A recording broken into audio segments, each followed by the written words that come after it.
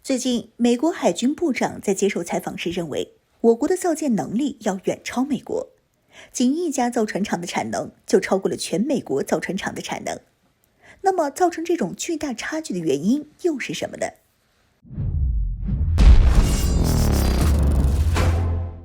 ？Hello， 各位老铁，大家好，欢迎收看本期迷彩虎，我是虎妞。在去年美国发布的中国军力报告中就已经承认了，中国现在是全球规模最大的海军。即便美国海军有着11艘超级核动力航母，也依旧只能屈居第2的位置，并且以这么个情况持续下去，美国海军唯一的吨位优势也会丧失，使中国海军成为数量、重量双第一的存在。而对于为何中国海军会这么快就超越美国海军的原因，近期美国海军部长卡洛斯·德尔托罗在接受采访时表示，这是因为中国的造舰能力太强了。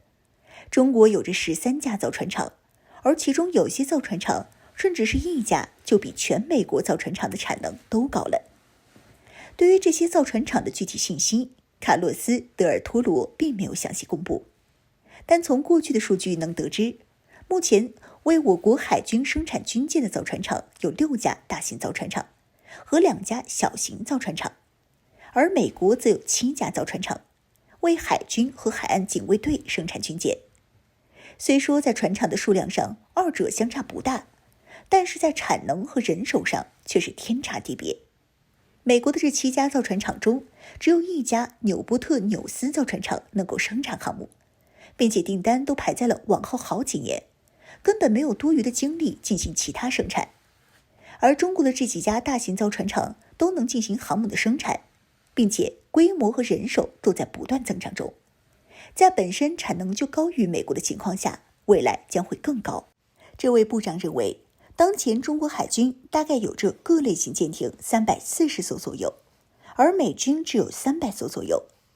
但得益于中国强大的造舰能力，在未来几年内，中国海军的舰艇数量将会变成400艘。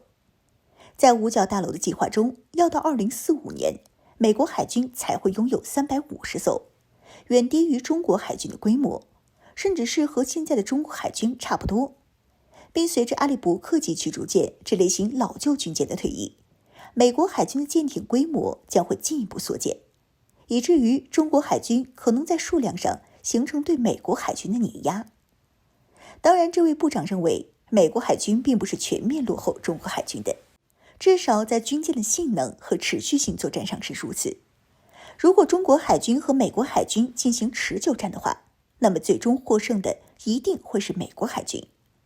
如果仅凭这一点来看的话，我国海军在持续性作战上确实是不如美国海军。虽然美国海军的舰艇数量不如我国，但是美国这些军舰大多是大型军舰，并且还有很多大型特种船只，再加上核动力航母的强大续航以及遍布全球的海外基地，如果双方在海洋中爆发一场战斗的话，那么最先坚持不下去的大概率是我国海军。但很可惜，我国海军目前的目标是近海作战，因此和美军发生冲突也只可能在近海。因此在进行持久战时，需要考虑的后勤压力也就不存在。也正是因为这样，现在美国海军正通过多种方式试图缩小和中国海军的差距。比如说，在中国周边发生冲突的话，应该部署更多的先进舰艇。像这段时间派出的马金岛号2栖战备群、尼米兹号航母打击群，都是美国海军中的顶尖战力，并且还都进行了针对性的演习。同时，美国海军的造舰速度也应该提高。对于当前美国海军的造舰速度为何会这么慢，很多人都认为这是因为美国海军常常将一些突破性的设计和先进技术结合到一起，但这也导致这种结合时常会出现一些问题。比如说，周姆沃尔特级驱逐舰由于采用了大量美军当前的顶尖技术，有部分甚至是不成熟，导致这艘军舰造出来后成本不断大幅上升，还出现了大量的故障，以至于只造了3艘就匆匆停产。如果说美军能够解决这类型技术难题的话，那么美军的造舰速度将会大幅度上升。但这些人有没有想过，美国在造舰方面这么拉垮，不仅仅是这一个原因呢？一艘福特号的成本130亿美元，有多少是真正用在了航母的身上？解决技术难题到底要花多少时间呢？就说福特号服役已经6年了，上面电磁弹射系统的问题到现在还没有解决，依旧有着不少的小毛病存在。显然，在过去的几十年时间里，美军沉浸在自己无可匹敌的实力中，已经忘记了进步，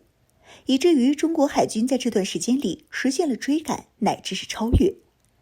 在如今中国造舰速度和造舰技术不断提升的情况下，美国海军这个差距恐怕会越来越大。